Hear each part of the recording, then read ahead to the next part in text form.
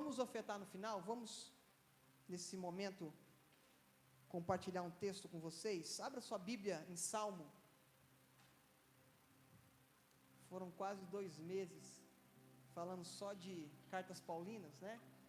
Vamos para o Salmo hoje. Salmo de número 32.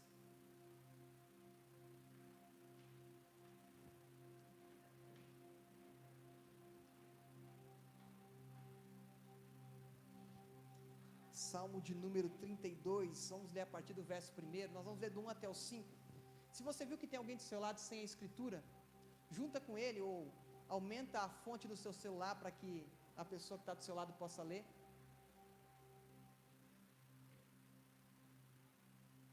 Eu gosto muito desse barulhinho de folha virando assim, ó.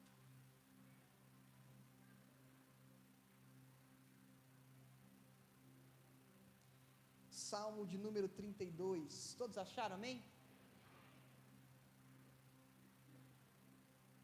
O verso 1 diz assim: como é feliz aquele que tem suas transgressões perdoadas e seus pecados apagados.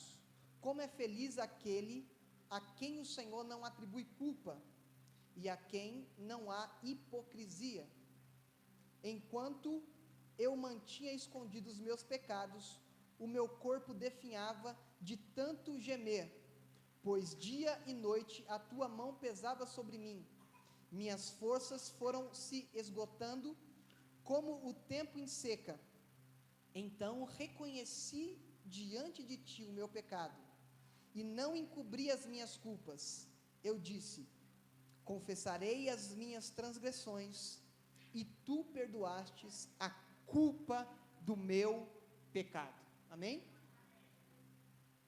Esse salmo didático, né, conhecido como salmo didático, um poema de Davi, é muito interessante. Eu tenho um apreço muito grande pela história, pela biografia de Davi. Foi a partir de uma curiosidade por volta dos 16 para 17 anos, que eu comecei a estudar mais aprofundadamente as Escrituras, e quando eu aprofundei mais nas Escrituras, foi através de uma dúvida sobre a vida de Davi. E eu comecei, já disse aqui para vocês em alguns relatos de ministração, que eu comecei a pesquisar sobre a vida de Davi, e aí fui lá para 1 Samuel e estudei um pouco. Aí depois que eu sanei a minha dúvida, eu quis saber um pouco sobre Samuel, aí fui mais um pouco para trás. Aí depois de Samuel eu fui um pouco para Juízes, aí daqui a pouco eu estava em Gênesis, e aí estava estudando a Bíblia novamente do começo, e foi assim que despertou. E nós vamos ver que Davi, ele tem algo muito diferente de vários personagens das Escrituras. Davi, ele tem uma biografia de diferenciação de estrutura, diferenciação de forma de vida, diferenciação até na forma de aparência, né? A aparência de Davi era diferente. Nós vamos ver que há um relato, quando Samuel, né, vai ver, fala assim: lá na casa de Jessé tem um rapaz, ou melhor, quando Saul vai mandar um servo para buscar alguém para tocar harpa, na casa de Jessé tem um menino que é ruivo, de gentil aparência, fala bem. E aí tem todos os requisitos de Davi. Aí tem um adendo aí que me faz chamar a atenção, que é ele tem o Espírito de Deus. Então nós vamos ver que Davi, na sua biografia, ele tem várias coisas, tanto positivas quanto negativas no seu caráter. Porém nós vamos ver uma diferença muito grande entre Davi e alguns personagens. Quando nós vemos esse texto, Davi está falando como é feliz aquele que tem as suas transgressões perdoadas e os seus pecados apagados. Então ele está aqui trazendo à tona uma fala, um louvor, um salmo ao Senhor, dizendo como é que é feliz esse homem que tem o perdão dos pecados, os pecados apagados, as transgressões perdoadas. Como ele é feliz, felicidade relatada para Davi. Ele diz: é um homem que tem os pecados perdoados. E antes de nós entrarmos naquilo que o texto nos diz, eu estava refletindo muito sobre a questão do perdão. Há 3 domingos atrás nós falamos sobre perdoar, sobre perdão. Na verdade, o perdão é maior do que a ofensa. Mas hoje eu queria entrar um pouquinho mais a fundo nessa questão do perdão. Quando nós olhamos para para a palavra perdoar, esse verbo, perdoar, muitos de nós temos dificuldades. Muitos de nós temos facilidade em cobrar uma dívida.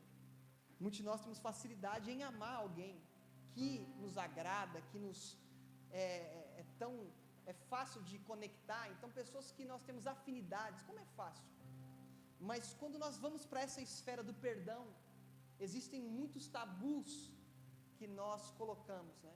E quando essa manhã eu estava refletindo sobre esse texto e o Senhor falando muito comigo sobre isso, eu separei aqui para nós pensarmos juntos sobre alguns tipos de perdão.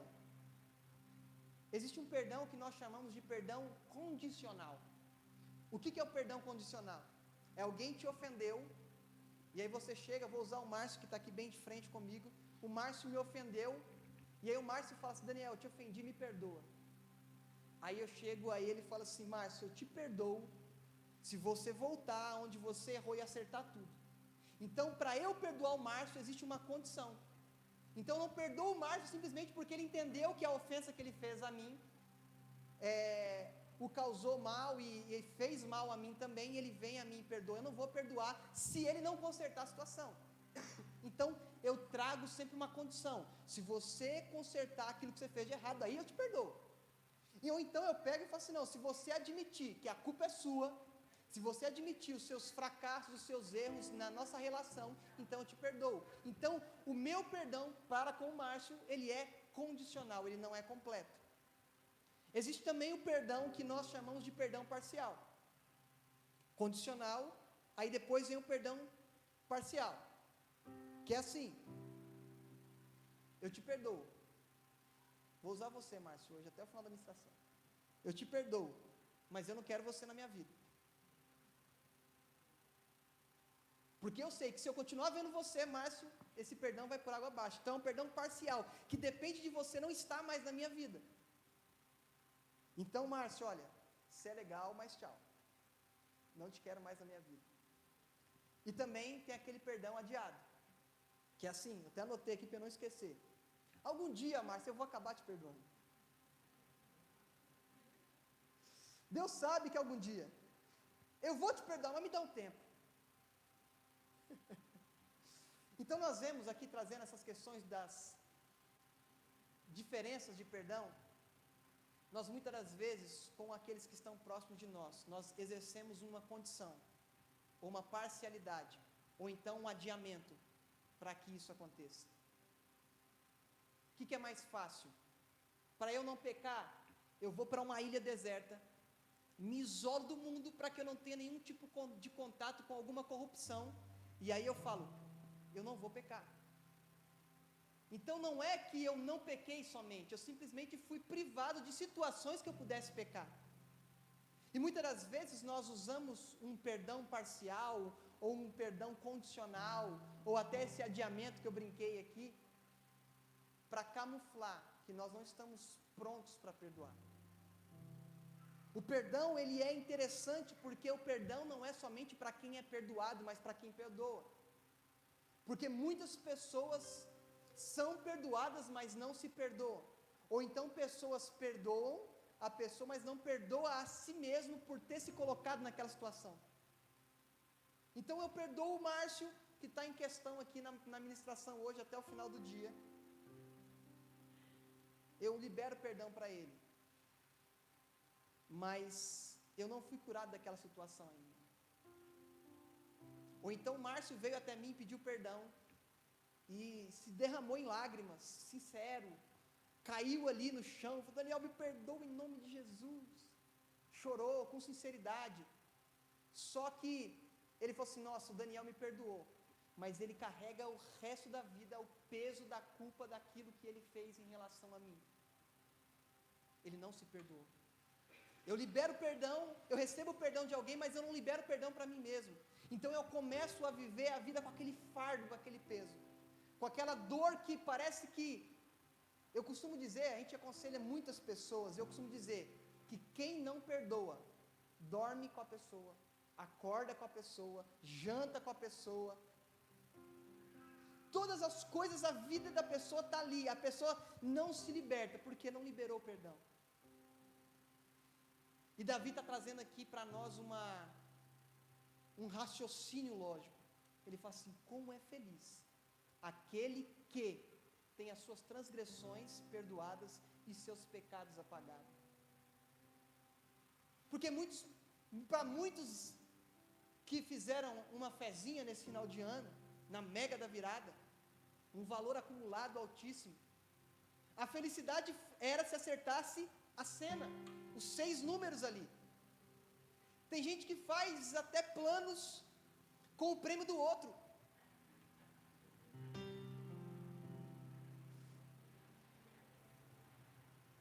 E começa, não, vou fazer isso, vou fazer aquilo. Tem morador de situação de rua aqui que fala assim: vocês, a Raquel até me contou esses dias atrás aí, se ganhar aqui, vocês aceitam oferta? Tem gente que começa, a felicidade nele está baseada em uma realização pessoal. Então eu vou conseguir ganhar e vou tirar minha vida da lama, vou pagar minhas contas, vou dar casa para todo mundo. E dá 3 meses pós-prêmio, está pobre, porque não sabia administrar. A felicidade muitas das vezes está em um casamento. Eu preciso casar para ser feliz, porque se eu não casar, a minha vida não é completa. A minha vida só vai ser completa quando eu casar. E a obstinação daquela pessoa em casamento, aquela passa a ser a tônica da vida dela: eu vou casar, então eu falei de tudo para casar. E ela vive, está solteira e fica, cada um que aparece abraça, como se fosse a última Coca-Cola do deserto, porque tem que casar, porque o importante é ser um com outra pessoa, e não ser um com Cristo primeiro. A gente precisa entender que antes de qualquer relacionamento que nós tenhamos aqui na terra, primeiro, eu preciso de ser um inteiro bom. Solteiro, sou inteiro. Depois, para você completar outra pessoa, você precisa ser inteiro, porque senão você vai faltar um pedaço para outra pessoa. Então você precisa ser inteiro para casar com alguém. Então muitas pessoas estão baseando a sua expectativa de vida em: vou casar, preciso casar, tenho que arrumar eu preciso de arrumar um cobertor de orelha. E Davi está trazendo aqui que isso aqui é Davi falando, a ótica de Davi, e não está falando que felicidade se baseia somente nisso, mas está trazendo uma forma de pensar para nós através desse louvor, desse salmo. Ele fala assim: olha, como é gostoso, em outras palavras, saber que eu sou perdoado. Como eu acordo de manhã, vou escovar os dentes, trazendo para os dias de hoje, no espelho, e quando eu olho para o espelho, eu vejo que eu sou perdoado. E o interessante não é somente entender que é perdoado, é entender que você fez de tudo para não ser perdoado e foi perdoado. Aí Davi ele continua, ele fala assim, ele vai narrando, ele começa a falar que é feliz, e depois ele começa a narrar o processo que ele levou até entender que ele teria que ser perdoado através de algumas diretrizes. Ele vai dizer, no versículo de número 3, enquanto eu mantinha escondidos os meus pecados, o meu corpo se definhava de tanto gemer. Ele está trazendo, olha, ele está falando assim, como é feliz, mas agora eu vou mostrar para vocês como é que eu estava antes de entender que eu sou perdoado. Meu corpo se definhava, a minha vida, em outras palavras assim, eu poderia fazer academia e ficava com má disposição. Eu tinha toda uma estrutura à minha volta, um background que me propiciava, uma família que me apoiava, alguém que estava perto de mim, um casamento, mas enquanto eu não entendi que os meus pecados precisavam ser expostos, eu não me sentia bem, eu me sentia definhando. E ele fala assim, pois de dia e de noite a tua mão pesava sobre mim, e as minhas forças foram se esgotando como em tempo de seca. Nós estamos aqui em São Paulo e raramente nós temos um período grande sem chuva. Principalmente agora de dezembro até fevereiro, né, e como diz Tom Jobim, até as águas de março fechar o verão. A gente tem esse período aqui no São Paulo, é muito tranquilo, mas tem lugares, principalmente no Nordeste, Norte e Nordeste ali, que é árida a terra, é difícil. E quando a terra está seca, ela não produz, a água não tem água, não tem a chuva serôdia, a chuva temporã, que a gente acostumou em Osés ali para a plantação, ela não produz. Então você está como uma terra seca, eu não produzia, eu não gerava. Aí ele fala, então reconheci, diante de ti o meu pecado. Ele reconheceu o pecado diante do Senhor. E aí ele experimentou. Aí ele vai dizer, e eu não encobri as minhas culpas, e disse, confessarei as minhas transgressões, e tu perdoastes a culpa do meu pecado. Aqui ele fala, ele não falou, tu perdoastes o meu pecado, tu perdoastes a culpa do meu pecado. Porque o maior problema do pecado perdoado é a culpa do pecado. Porque nós entendemos que a partir do momento que nós estamos em Cristo, nós somos nova criatura. As coisas velhas se passaram, eis que tudo se fez novo. O Senhor morreu na cruz não foi para pagar as suas dívidas, as suas contas, não foi para te dar um carro novo, uma casa nova. Jesus morreu na cruz para que você tivesse vida e vida em abundante nele. Ele morreu na cruz não foi para você ser feliz. Porque nós nesse começo do ano, muitas e muitas vezes nós vamos ver algumas estratégias humanas para ver se você fica feliz, porque você vai garantir nesses 12 primeiros dias, os 12 meses de bênção na sua vida. Jesus não morreu para você ser abençoado, você já é abençoado nele. Ele morreu para que não fosse imputado sobre nós o pecado que tão de perto nos seduz. Tinha 2 meninos ali, ou jovens no Éden, no pós-Éden, né? Ali naquela época bíblica ali de Adão e Eva. Deus chegou até a Caim e falou assim, Caim, o pecado está beirando a sua porta aí, tá, ó, vigia. E ele não vigiou. Nós somos suscetíveis ao pecado, todos os dias. João vai dizer que aquele que diz que não pecou, já mentiu. Nós pecamos. E quando nós entendemos que o pecado é tão danoso quanto a culpa do pecado, porque o pecado, ele entristece quem? A pessoa do Espírito Santo. O nosso pecado entristece porque ele se relaciona conosco, fala assim, poxa vida, estou aqui com você todos os dias até a consumação dos séculos e você continua pecando. Você continua me entristecendo, eu te orientei antes de você pecar, mas você caiu de novo. E aí ele te convence, filho, você pecou. E aí ele fala assim, filho, você está perdoado. E aí você fala assim, obrigado Espírito Santo. Mas na primeira situação você fala assim, mas será que eu fui perdoado mesmo? Porque foi muito grave o que eu fiz. É muito pesado o que eu fiz. Você não tem noção, Daniel, do quanto eu sou ruim. Eu falei, não tenho não, mas o Senhor que esquadrinha o seu coração sabe. Esquadrinha o meu coração sabe o quanto eu sou ruim. E se nós não entendemos que uma vida de pecado não é uma vida que Deus quer para nós, se nós entendemos que uma vida de culpa também não é uma vida que Deus quer para nós, porque se nós continuarmos culpados, em referência àquilo que nós somos perdoados, é como se nós não tivéssemos entendido que somos perdoados.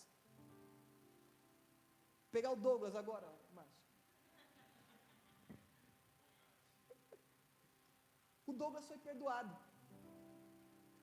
E um pecado muito grave que ele fez e foi perdoado. E toda vez que ele lembra daquilo que ele fez, ele fala, não é possível que eu sou perdoado. E começa a se corroer por dentro. Não é possível. Por quê? Nós, quando entendemos o quanto nós somos falhos, e o quanto nós pisamos na bola, nós falamos, não é possível que eu fui perdoado.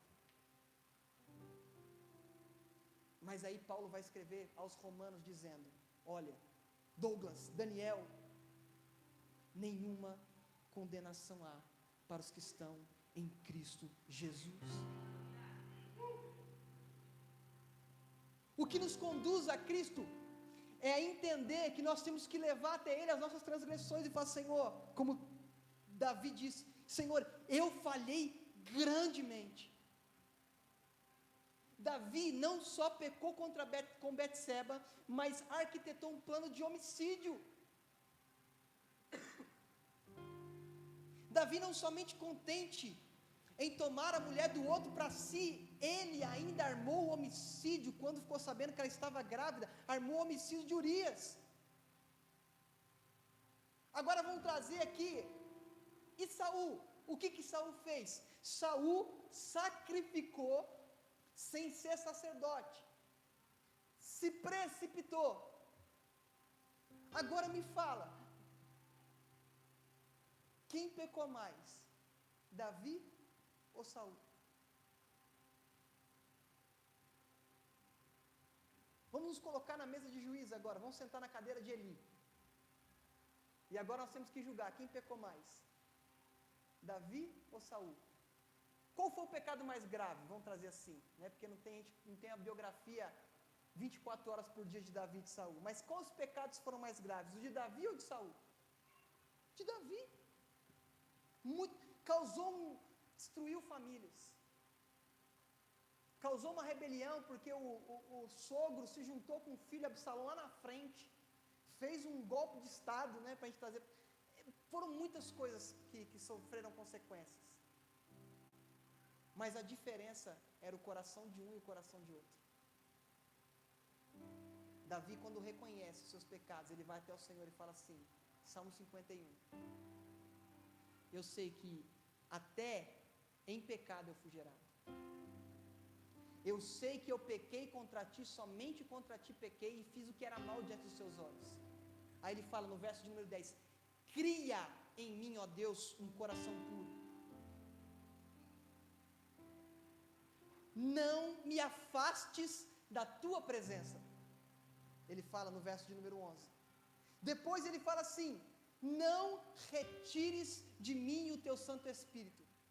E ele fala assim, no verso de número 12, torna a dar-me a alegria da tua salvação e me sustenta com o espírito voluntário. A diferença de Davi para Saul é que Saul amava o trono e Davi amava a presença do Espírito Santo. A diferença é que Saul amava a posição em que ele estava e fazia de tudo para se manter na posição. Então o sacrifício que ele fez foi para que o povo não fosse embora. Foi para que aí depois que ele é rejeitado, ele fala, Samuel, tira uma selfie comigo aqui para que todos vejam que está tudo bem. Vivia de aparência. Samuel, se nós postarmos essa foto no Instagram hoje, todo mundo vai ver que está tudo bem comigo, que eu não fui rejeitado por Deus. Vamos postar hoje. Davi, quando Natan coloca o dedo na cara dele e fala assim, esse cara é você, ele olha para si e recita um dos salmos que eu citei para vocês aqui, mais belos, na minha opinião, que é o Salmo 51. Ele não fala, Senhor, vamos negociar, Pai, porque a felicidade para mim é eu estar sendo o rei de Israel, então não retire de mim o trono. Ele fala, não, minha felicidade está em um sucesso familiar, então não retire de mim a minha família. Olha, não retire as minhas esposas, não retire o meu palácio, não retire meus servos. Ele olhou para ele e falou assim, não retire de mim o teu Santo Espírito. Ele pede perdão. Ele pede perdão e fala, torne a dar-me a alegria da salvação. Nós não entendemos o princípio da salvação até Cristo vir, mas Davi já entendia que a salvação estava presente ali no Antigo Testamento. E falou assim, não, me mantém com um espírito voluntário. Sabe o que é um espírito voluntário? Eu não preciso cobrar para que eu possa agir. Eu não preciso de uma escala para que eu possa me mover. Eu não preciso de um convite dominical para eu estar cultuando com os irmãos. Um espírito voluntário, eu não preciso de um start. Vai, Daniel, você vai ministrar hoje. Vai, Maria Eunice, porque você precisa de cuidar de algumas coisas ali na igreja. Um espírito voluntário, eu não preciso de alguém falar assim, olha, a oportunidade está com você, para você agir. Eu não preciso de oportunidade, eu começo a me mover. O que Davi falou, eu não quero que o Espírito Santo saia de mim, eu não quero perder a alegria de que eu sou salvo. E eu não quero perder o ímpeto de servir ao Senhor com voluntariedade, espontâneo e não cobrado. Davi, quando a arca da aliança foi trazida para Israel, ele tirou as roupas de rei e saiu dançando no meio do povo. Ele pegou e instituiu alguma coisa que não tinha em Israel, turnos de adoração, 24 horas ininterruptamente, colocou algo que não existia até aquele momento. Ele olha e fala assim: não, eu vou fazer algo aqui que eu nunca vi ninguém fazer, mas não é porque alguém mandou eu fazer, porque eu entendi. Coloca turnos de adoração. Ele pensa no templo, ele pensa em agradar o Senhor. Pisou na bola, mas ele falou assim: olha, quando eu fiquei sabendo que eu era perdoado, eu entendi o que é felicidade. Quando eu entendi que as minhas transgressões foram perdoadas, que os meus pecados foram apagados. Sabe o que é apagar? É deletar, acabou. Agora vamos trazer o perdão de Deus para nossas vidas, de forma condicional.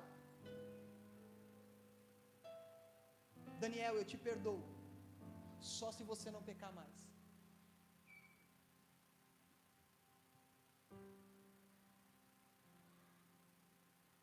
O que seria do Daniel? O que seria de mim? Daniel, eu te perdoo, mas some da minha frente, não quero te ver nunca mais. Daniel, pode ser que um dia eu te perdoe, não sei, eu sou eterno, pode ser que você morra e eu não te perdoe. Já pensou se Deus perdoasse como nós perdoamos? Mas é isso que no Pai Nosso nós falamos. Perdoa assim como tenho perdoado. É isso que nós pedimos. Pedis e não receber do que pedimos. Mas pensou se Deus retribuísse do jeito que você pede? Senhor, me perdoa da forma que eu perdoo aqueles que me ofenderam. Assim como, é na mesma proporção que.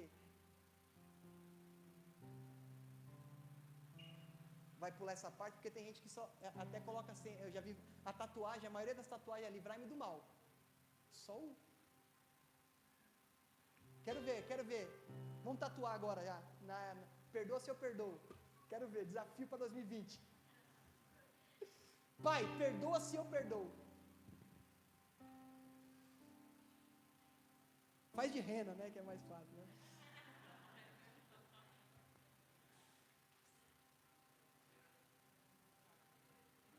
E sabe o que acontece?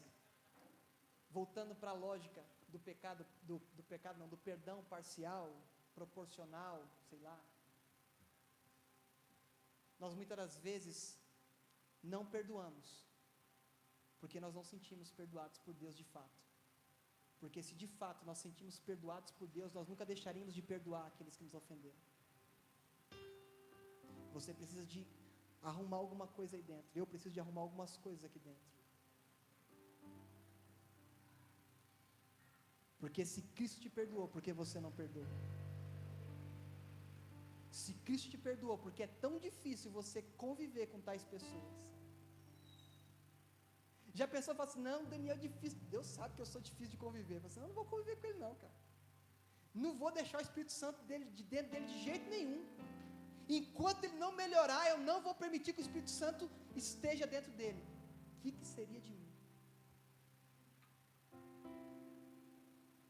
Jesus fala assim: é necessário que eu vá, para que venha um outro Consolador, e ele vai convencer do pecado, da justiça e do juízo. Um ciclo que muitas vezes nós entramos por causa da falta de perdão. Você não perdoa, o perdão gera um ressentimento. O que é um ressentimento? É aquele sentimento que você sentiu na vez em que você foi ofendido, ele volta de novo e ressente. Você ressente ele. Ele gera um ressentimento fora do perdão. Esse não perdoado, esse ressentimento se torna em ódio. Você não consegue nem olhar para a pessoa. Depois, ele se torna em uma coisa que nós chamamos de rancor. vai para o coração, a gente fala coração, mas é aqui, né, na mente, mas só para entender, vai para o coração o rancor. E aquilo te faz mal. Alguns estudiosos dizem que o excesso de rancor faz mal até para o nosso organismo. Afeta as emoções, afeta até o físico. E por último, você vai querer cantar sabor de mel. Você vai para a vingança. Ele vai pagar tudo que ele fez ou que ela fez para mim. A vingança é um prato que se come frio. Isso vai gerando algo em nós. Aí eu tenho Jesus, sou de Deus, levanta a mão. Está tudo bem na minha vida. Fulano não pode passar nem na calçada que você está. E aí? Perdoa se eu perdoo. A gente continua orando. A oração modelo. Um escritor, chamado, eu anotei aqui para não perder, George Bernard Shaw, ele diz assim: o maior pecado contra o nosso semelhante não é o ódio, é a indiferença.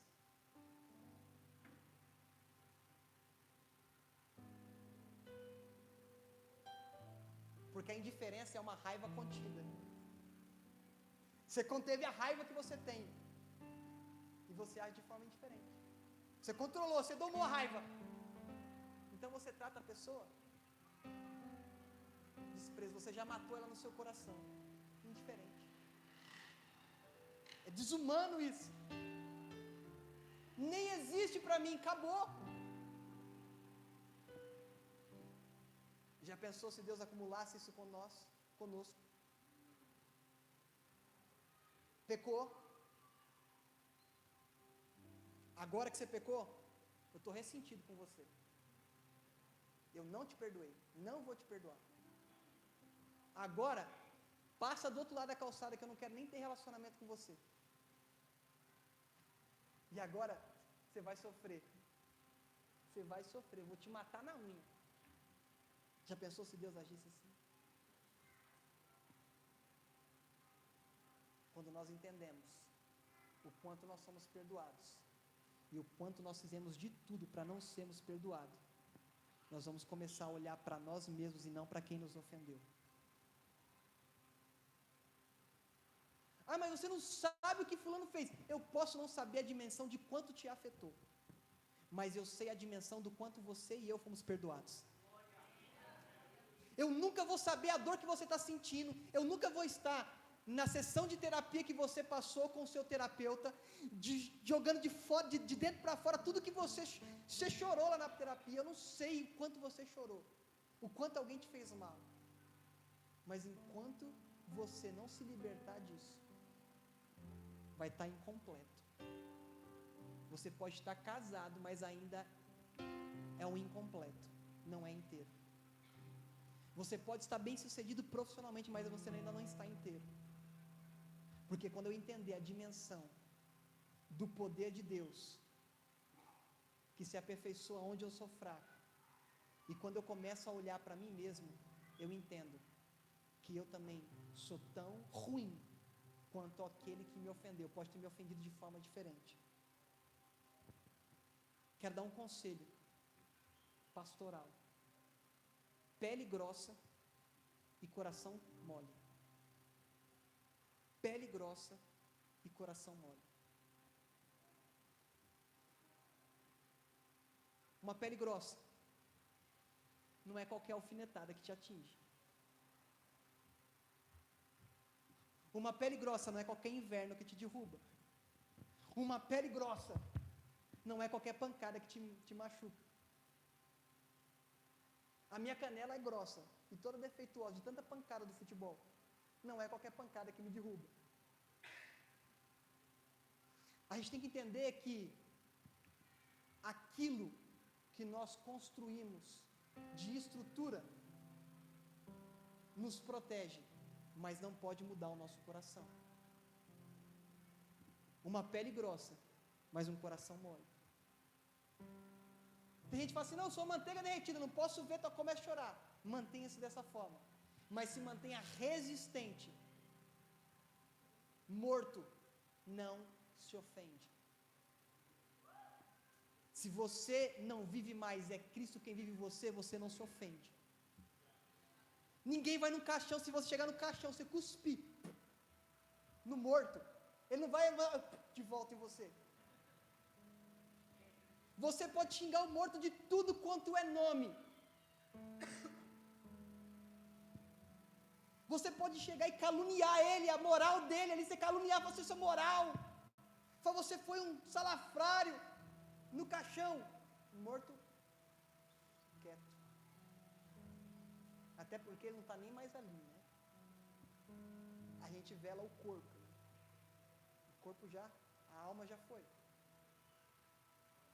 Nós temos que entender que nós não estamos aqui para nos ofendermos por qualquer coisa.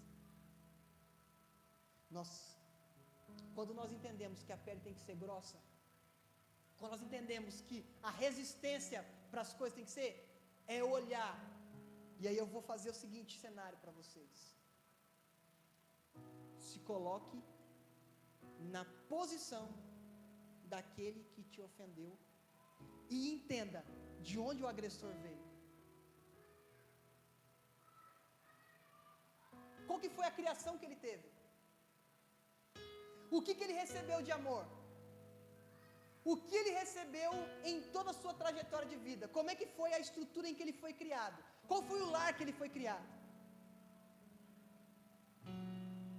Ah, mas tinha o que comer, tinha o que vestir, mas tinha amor.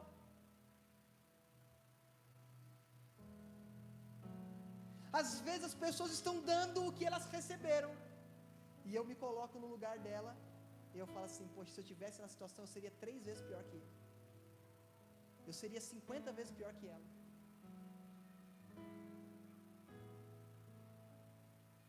E por último,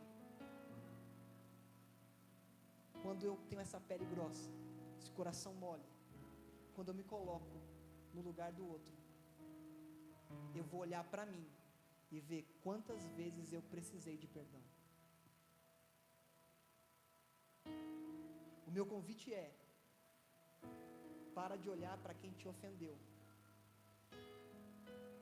Agora olha para você quantas vezes você ofendeu. O meu convite não é coletivo, para nós começarmos a analisarmos e examinarmos uns aos outros e falar assim, aquele lá perdoou, aquele lá não perdoou. Aquele lá não perdoou fulano, por que eu vou perdoar ele? O texto que nós utilizamos como base para a ceia é: examine-se, pois, o homem. Examine-se, pois, o homem. Eu não estou aqui para examinar o Mer, eu estou aqui para examinar o Daniel Cavalcante. Teve muitas coisas na minha vida que foi difícil liberar perdão, porque eu achava que a razão era minha, que eu estava no meu direito. Muitas vezes magoei pessoas com palavras, com ações e com atitudes. Quando eu estava escrevendo o esboço dessa ministração, que eu tenho mania de escrever, embora eu seja da tecnologia, tudo meu é escrito em relação à palavra. O Senhor me trouxe à memória um momento específico da minha vida em que eu estava no direito, eu estava na razão e perdi um amigo. Nunca mais a amizade foi a mesma. Nos perdoamos mutuamente, mas nunca mais a amizade foi a mesma. Porque muitas das vezes nós somos imaturos, não nos colocamos no lugar das pessoas, e na arrogância de estarmos certos, perdemos pessoas que poderiam estar nas nossas vidas até hoje, por erros nossos. E quando nós entendemos isso, nós vamos passar muito mais tempo analisando a nós mesmos do que aquele que nos tem ofendido, analisando a nós mesmos e menos aqueles que nos fizeram alguns traumas. Teve pessoas aqui que têm traumas enormes da infância, que foram geradas numa criação Tem pessoas aqui que no meio de toda a sua criação, queria ser reconhecido pelos pais, por parentes. Algumas pessoas fizeram coisas notórias e nunca foram reconhecidas, e mágoas. Mas, abre comigo em Salmo 139.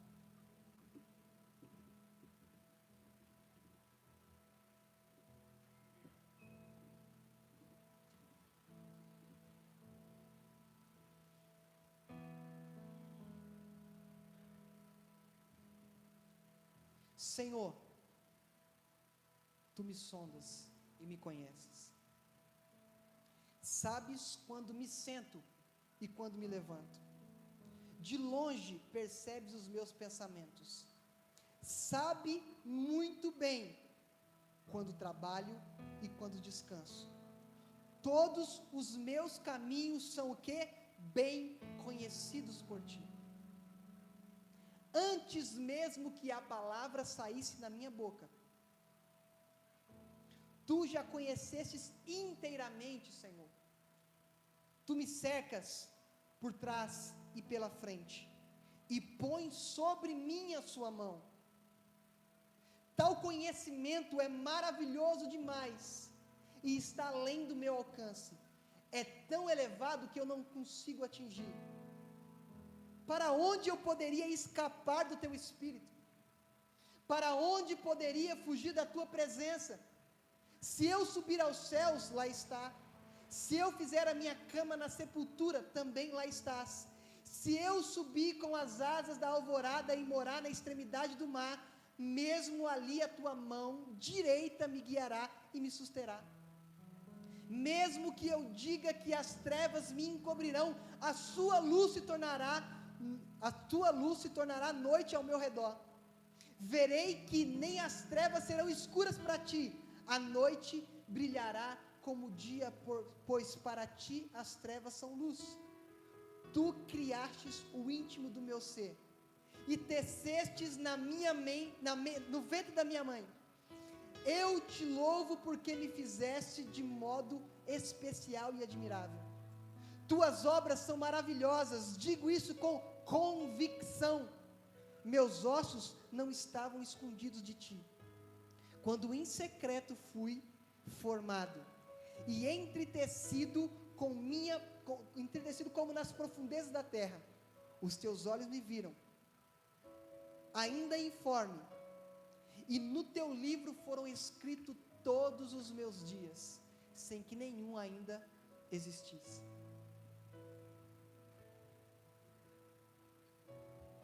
Você não sabe o que eu estou passando, mas quem te perdoou sabe. Você não sabe o trauma que eu passei, mas Ele já sabia que você passaria pelos traumas que você passou. Você não tem a dimensão de como eu estou magoado. Eu não tenho como sentir o que você sente. Mas Jesus, em plena agonia no Getsemane, Ele falou assim: Pai, afasta de mim esse cálice. Também sofreu, também chorou. Se Tu és o Filho de Deus, desce Tu e da cruz, livra-te a Ti e a nós. Rei dos judeus, em cima da sua cruz, cuspido, esbofeteado, caluniado. Aqueles que Ele ajudou, crucifica. Aquele que Ele estendeu a mão, solta Barrabás, crucifica Jesus.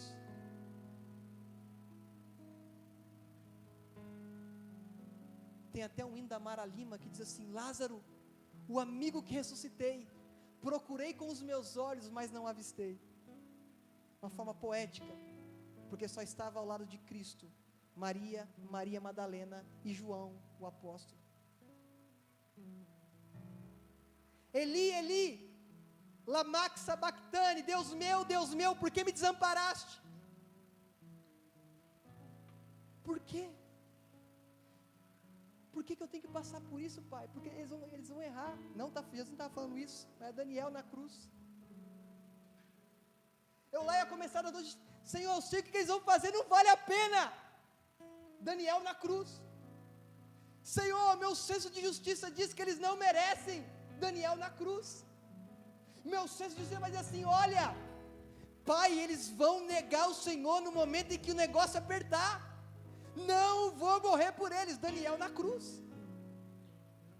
Daniel na cruz vai olhar e falar assim, mas eles vão falar contra o Senhor, e o Senhor vai perdoar eles não merecem. Daniel na cruz.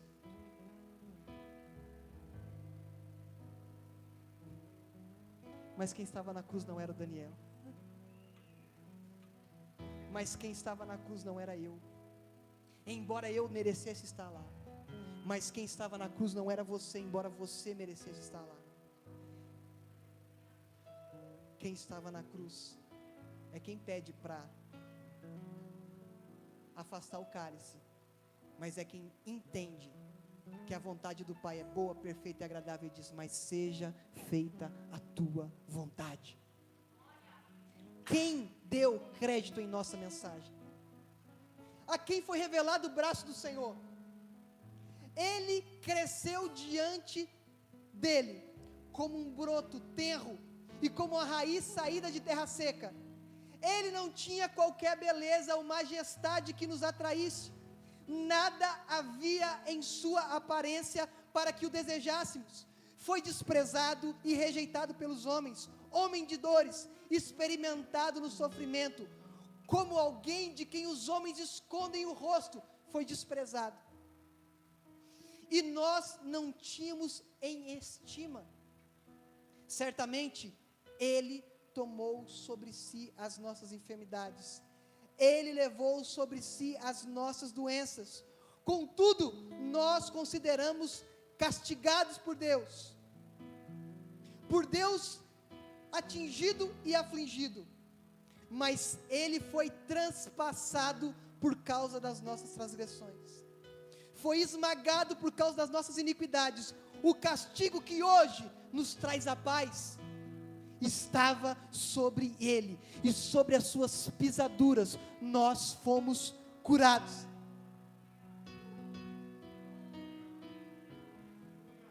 Todos nós, tal qual ovelha, nos desviamos, cada um de nós se voltou para o seu próprio caminho, e o Senhor fez cair sobre Ele todas as nossas iniquidades. Sabe o que nós fizemos? Nos distanciamos, e por nos distanciarmos, ao invés de colocar sobre as nossas costas a culpa, o pesar daquilo que nós fizemos, o Pai poderoso Deus colocou sobre os seus filhos tudo aquilo que era para ser imputado sobre nós. Ele foi oprimido e afligido, e contudo não abriu a sua boca. Como ovelha muda, foi levada ao matadouro. Você não sabe o que eu estou passando, Jesus, calado.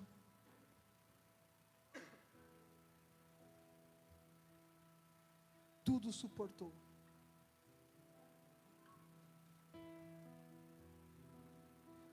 Com julgamento opressivo ele foi levado. Ele foi acusado num julgamento clandestino, improvisado, irregular, acusado de herege, porque se dizia ser o filho de Deus. Até Pilatos tentou livrar Jesus da cruz, porque era costume liberar um preso.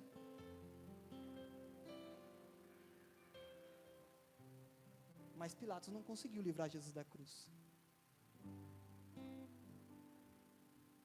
Os discípulos não conseguiram livrar Jesus da cruz. João, embora estava do lado, não conseguiu livrar Jesus da cruz. Sua mãe não conseguiu livrar da cruz.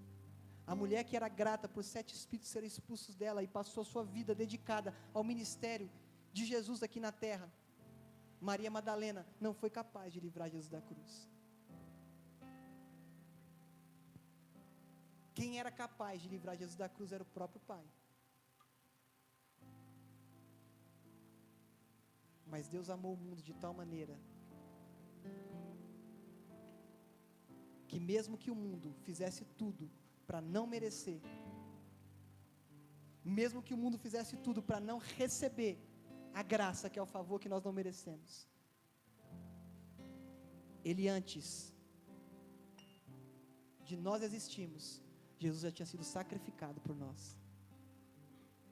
Jesus não morreu na cruz na data bíblica, por volta de 33 a 34, a 35, a 36, depois de Cristo. Ele morreu antes de nós existirmos. Ele já tinha sido sacrificado antes do meu pecado. Simplesmente Ele se encarnou e padeceu a morte de cruz. E a morte de cruz era para os maiores malfeitores da época. E para servir de exemplo para os outros. Não cometam o mesmo crime, senão você vai chegar aqui. Os dois ladrões legitimamente foram para a cruz porque mereciam, o da direita e da esquerda. Mas Jesus, como na última ministração, na ceia, Jesus não foi na cruz por obrigação, para cumprir um protocolo, para cumprir uma campanha ministerial. Jesus foi na cruz e morreu por amor. Sabe por que você é amado? Você é amado porque você já foi perdoado.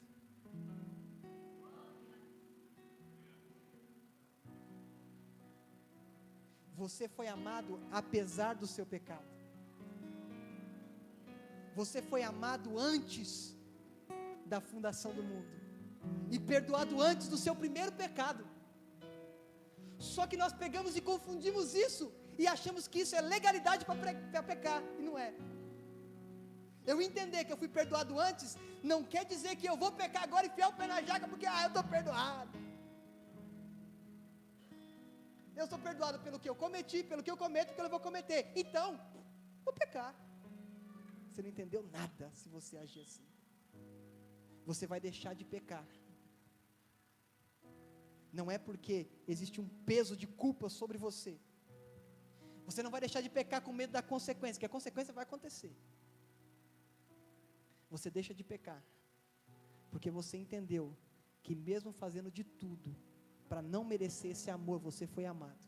E você vai passar o resto da sua vida retribuindo esse amor, fazendo o quê? Não pecando. Fazendo o quê? Não transgredindo. Não é um livro de regras que vai me fazer pecar ou não pecar. É o amor de Deus que me faz pecar ou não pecar. Quanto mais eu entendo, menos eu dou vazão ao pecado. Quanto mais eu entendo essa dimensão de amor, menos eu me movo por um livro de regras e mais eu me movo pelo amor de Deus. Se o Espírito Santo, se aqui é uma retórica, se o Espírito Santo é uma pessoa, você quer alguém do seu lado triste ou feliz? Ou melhor, você quer alguém dentro de você triste ou feliz? Então não entristeçais a pessoa do Espírito Santo. Quando nós entendemos isso, o nosso cristianismo não vai ser dominical. O nosso cristianismo é integral. O nosso cristianismo não vai ser baseado em serviço, não é o que eu faço, é o que Ele fez. O nosso cristianismo vai ser, eu vou servir porque eu entendi que nada do que eu faça vai mudar o que Ele fez, mas eu vou servir porque eu entendi o posicionamento que eu sou filho, e como filho eu faço igual o meu mestre, que não tendo por usurpação ser igual a Deus, aniquilou-se a si mesmo, assumiu a forma de servo e foi obediente até a morte, e a morte de cruz. O propósito de Cristo aqui na terra era manifestar o amor do Pai através da sua morte, ressurreição e por fim na sua vinda, segunda vinda. A nossa escatologia, ou seja, o estudo das coisas futuras, como nós entendemos a escatologia, vai determinar como nós vivemos nessa terra. Se nós sentarmos para discutir Jesus vem antes, durante e depois da tribulação. Nós vamos ficar com questões infindáveis, porque nenhuma base bíblica consegue cravar exatamente se vem antes, durante ou depois da tribulação. Nós temos especulações e linhas teológicas que nos levam a entender e inclinar mais para um lado ou mais para um outro. Mas Billy Graham, como eu cito sempre, diz: a minha resposta escatológica é: não importa se Jesus vem antes, durante ou depois da tribulação. O que interessa é que eu estou esperando Ele antes, eu estou esperando Ele durante, e estou esperando Ele depois, eu estou esperando Ele. Ansiamos pela sua vinda, ansiamos, mas não de forma escapista. Me tira daqui, Senhor, volta logo, Senhor, me tira dessa terra, não. Ansiamos a sua vinda, porque como foi louvado, face to face, nós vemos como espelho, mas então veremos exatamente como Ele é.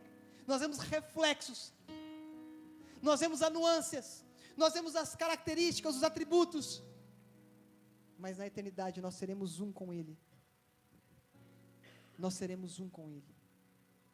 E quem nos separará do amor de Deus que está em Cristo Jesus? Você mesmo.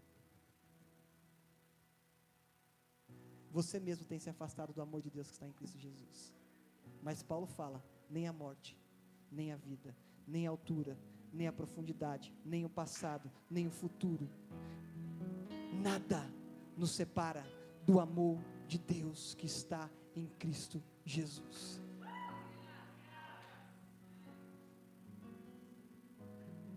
Vou pedir para você curvar sua cabeça, não de forma religiosa, porque religiosidade mata, mas Cristo é vida. Hoje nós vamos cantar, eu, a Sara, o Matias. E eu queria que você, nesse momento, aproveitasse e olhasse para si. Primeiro eu queria que você visse o quanto você não merecia ser perdoado e foi perdoado. O quanto você não merecia estar onde você está, não em um ambiente de culto eu estou falando, mas na posição de filho. E depois, se há alguém no seu coração que ainda dorme com você, acorda com você, janta com você, almoça com você, você lembrasse dessa pessoa agora. E se você puder fechar os seus olhos para você não se distrair, se alguém andar, se alguém mexer, faça essa reflexão e introspectiva.